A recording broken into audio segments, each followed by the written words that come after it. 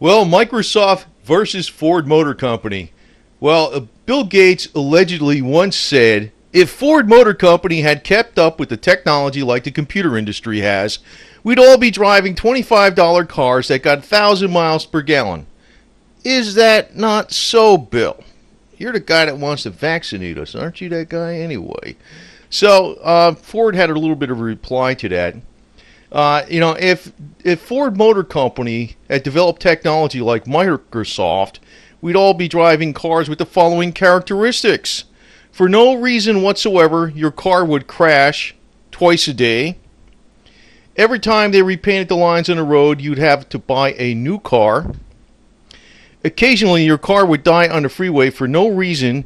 You would have to pull it to the side of the road, close all the windows, shut off your car, restart it, reopen the windows before you continue, and for some reason, you would simply accept this.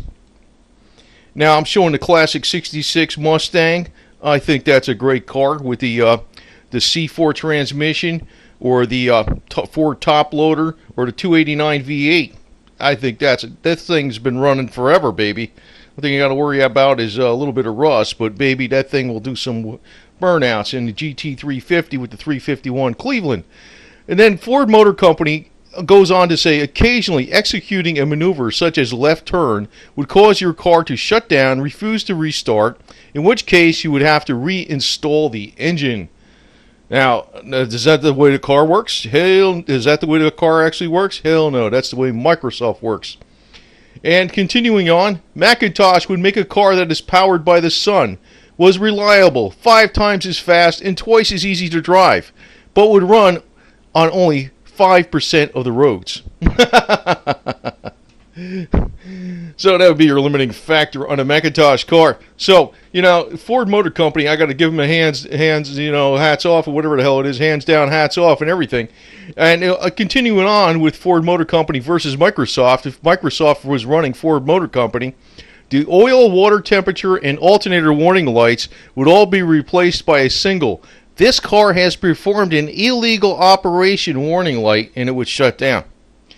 The airbag system would also ask, are you sure before deploying? I'm telling you right now. Talk about the safety factor. Occasionally, for no reason whatsoever, your car would lock you out and refuse to let you in until you simultaneously lifted the door handle, turned the key, grabbed hold of the radio antenna, and sneezed, of course, right? So, Microsoft is not the be-all, end-all of the world, as Bill Gates thinks, and with all his power and his money. And Ford Motor Company is a joint effort and by all kinds of hot rodders across the world.